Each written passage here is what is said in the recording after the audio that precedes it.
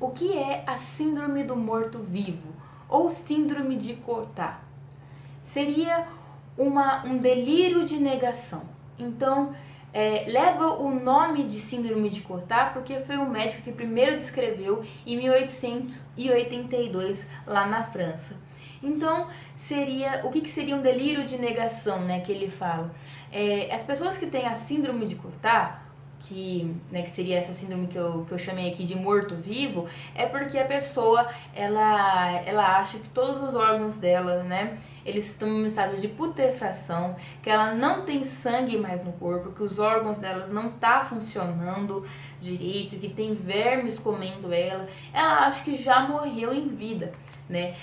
A primeira paciente dele foi uma mulher pobre de 61 anos, que teve várias perdas familiares, né, durante a vida, o divórcio, e que ela começou a viver numa intensa depressão, isolada em uma sala escura, dormindo por pouco tempo, sem nenhum apetite e negligenciando a própria higiene pessoal. Ela nunca teve expressões suicidas, uma vez que acreditava que já estava morta há anos.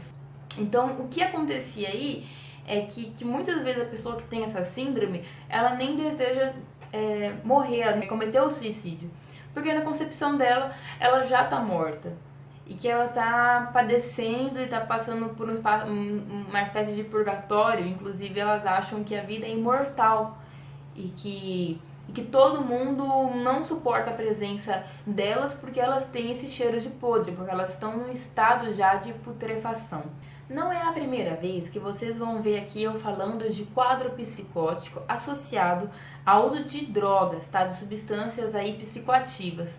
E tem um relato interessante de um caso, e eu quero contar para vocês aqui, em relação ao êxtase e essa síndrome psicótica específica, a essa síndrome de Cotard, que é essa questão da pessoa achar que morreu.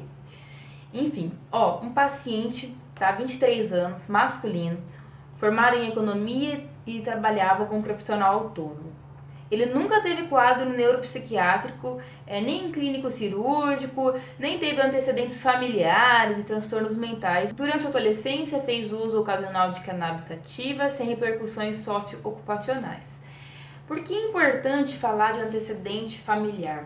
Porque se você tem história na família de alguém que tem alucinação, delírio, algum quadro psicótico, você já tem um fator que é genético importante aí, para vocês verem que a questão da droga, se ele nunca tivesse usado o êxtase, então ele nunca teria desenvolvido um quadro psicótico, porque ele não tinha questão genética nem propensão. Foi justamente o que desencadeou esse quadro foi a droga, não só com êxtase, tá certo? Isso pode acontecer.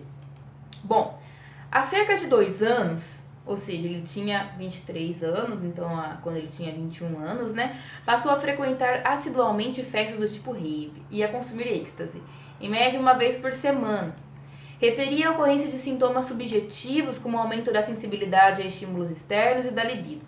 Foi trazido ao serviço psiquiátrico pelos pais, com história de há 2 meses ter abandonado o trabalho, permanecendo isolado no quarto com higiene pessoal precária. Muito angustiado, relatando que seus órgãos intestinais estavam totalmente paralisados e putrefados, e que não se sentia a mesma pessoa. Os pais relataram que não houve entrada de amigos na residência, excluindo-se parcialmente a possibilidade dele ter usado o êxtase durante esse período, né, que se isolou na residência. A temática da putrefação e a paralisia intestinal era irremovível.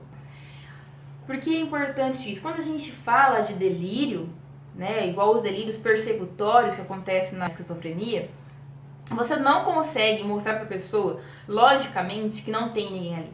Se ela acha que tem alguém perseguindo ela, que tem alguém na janela olhando ela, você pode pegar ela, levar ela na janela e falar não tem, ela não acredita. Uma pessoa que tem esse delírio, essa síndrome, né, de Cotard, se você mostrar isso também pra ela e falar assim, olha, não tem nada dentro de você, tá tudo funcionando, não tem nada podre dentro de você, ela não vai acreditar, porque um delírio é isso. Não dá pra você tirar esse pensamento da pessoa. É um pensamento deturpado, é um delírio que ela tem ali. O que fizeram então? Foi orientado a suspensão do êxtase, lógico, né? E aí deram um antipsicótico para ele e fizeram os exames, porque todo diagnóstico psiquiátrico ele é de exclusão. Então primeiro você tem que fazer tomografia no cérebro, ver se tá tudo bem, né? Se não tem algum problema lá, um tumor, por exemplo.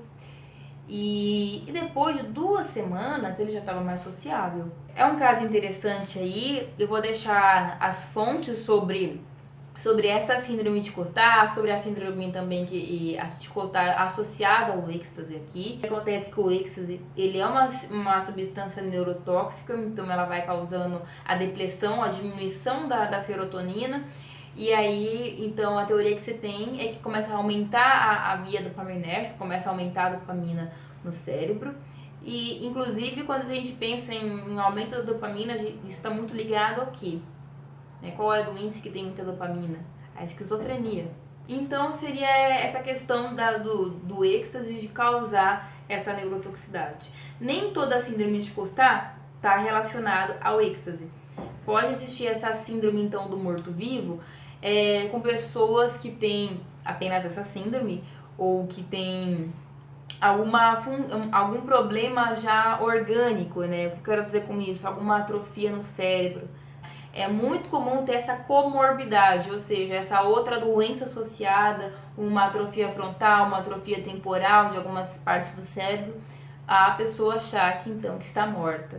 Eu acho que era isso, essa curiosidade aí pra vocês e esse relato de caso que eu quis trazer. Eu acho que é interessante fazer vídeos comentando sobre artigo, porque, gente, os artigos que eu vou linkando aqui nas fontes, da Cielo, etc., vários deles que eu fui clicando para ver as estatísticas também, você pega um artigo desse, não tem nem sem acesso, eu não sei esse artigo específico, mas vários artigos que eu já li aí na minha graduação, eu vejo que não chega a 100 muitas vezes.